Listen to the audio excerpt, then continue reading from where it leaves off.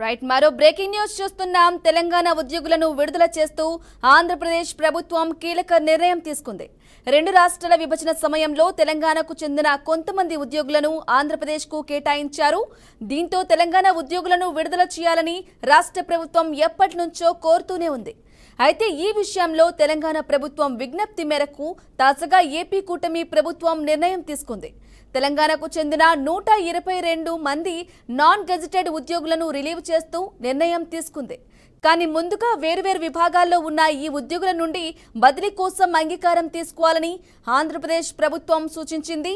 అయితే దీర్ఘకాలంగా పెండింగ్లో ఉన్న ఈ ఉద్యోగుల బదిలీపై నేడు ఉత్తర్వులు జారీ చేయడం పట్ల ఏపీ జేఏసీ అమరావతి హర్షం వ్యక్తం చేసింది.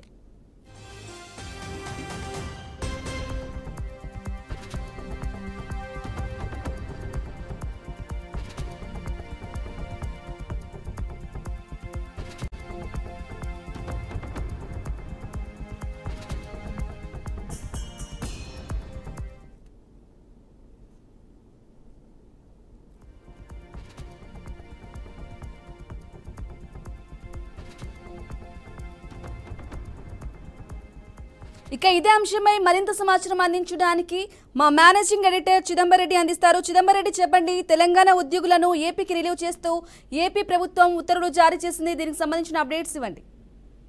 మనం చూస్తున్నాం, కొత్త ప్రభుత్వం ఏర్పడిన తర్వాత అటు అక్కడ తెలుగుదేశం ప్రభుత్వం అలాగే ఇక్కడ కాంగ్రెస్ ప్రభుత్వం ఏర్పడిన తర్వాత మొదటి విషయంలోనే చాలా క్లియర్ గా ఈ తెలంగాణ ఉద్యోగుల్ని రిలీవ్ చేయాలని చెప్పి గతంలో కూడా కోరుకున్నారు. దాదాపుగా 122 మంది నాన్ గెజిటెడ్ ఉద్యోగుల్ని రిలీవ్ చేయాలని వాళ్ళని స్వరాష్ట్రానికి పంపించాలని చెప్పి గతంలో రేవంత్ రెడ్డి అడిగిన విషయం మనందరికీ తెలిసింది. అయితే ఇప్పుడు దానికి సంబంధించి ఒక నిర్ణయం అయితే ఆంధ్రప్రదేశ్ ప్రభుత్వం తీసుకుంది. దానికోసం తెలంగాణ స్థానికత ఉన్న ఉద్యోగుల్ని రిలీవ్ చేస్తూ ఏదైతే ఆంధ్రప్రదేశ్ ప్రభుత్వం ఉత్తర్వులు జారీ చేసింది. దీని ప్రకారము దాదాపుగా రాష్ట్ర విభజన సమయంలో ఏపీకి కేటాయించిన 122 మంది నాన్ గెజిటెడ్ ఉద్యోగులందరూ రిలీవ్ అవుతారు. రిలీవ్ అయ్యి వాళ్ళు స్వరాష్ట్రంలోకి వస్తారు.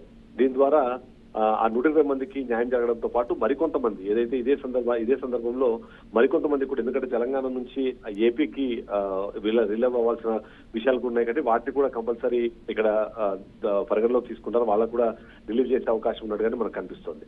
ఓవరాల్ గా చూస్తే మాత్రం ఇది చాలా మంచి పరిణామం. ఎందుకంటే గత దశాబ్ద కాలం నుంచి వీళ్ళు అలుపెరగని పోరాటం చేస్తూనే ఉన్నారు. ఎందుకంటే మాది స్థానికత ప్రకారం మేము తెలంగాణకు సంబంధించిన వాళ్ళము, కానీ రాష్ట్ర విభజన సమయంలో వివిధ కారణాల వల్ల మమ్మల్ని ఆంధ్రప్రదేశ్ క్యాడర్ కి కేటాయిస్తూ అప్పట్లో నిర్ణయం తీసుకున్నారు. వాళ్ళు తిరిగి స్వరాష్ట్రంలో వాళ్ళ హోమ్ డిపార్ట్మెంట్స్ కి రావాలని కోరుకునే నేపథ్యంలో ఇది ఏదైతే ఇప్పుడు వచ్చిన ఈ నిర్ణయం వాళ్ళకి మంచి చేస్తుంది అనేది అయితే ఖచ్చితంగా అనుకుంటున్నారు. దీనిపైన ఎవరైతే ఈ తెలంగాణ ప్రభుత్వం చేసిన అలాగే తెలంగాణ అభ్యర్థులు చేసిన అభ్యర్థనపై సీఎం చంద్రబాబు నాయుడు సానుకూలంగా స్పందించి నిర్ణయం తీసుకోవడంతో ఏపీకి రిలీవ్ చేసిన ఉద్యోగులు తమ క్యాడర్ చివరి ర్యాంక్ లోనే విధుల్లో చేరుకుంటారని కూడా ఆ ఉత్తర్వుల్లో పేర్కొన్న నేపథ్యంలో వాళ్ళందరూ సంతోషాన్ని వ్యక్తం చేస్తున్నారు. ఇది ఈ సందర్భంలో జరగడానికి మాత్రం ఖచ్చితంగా వాళ్ళు స్వాగతిస్తున్నారు.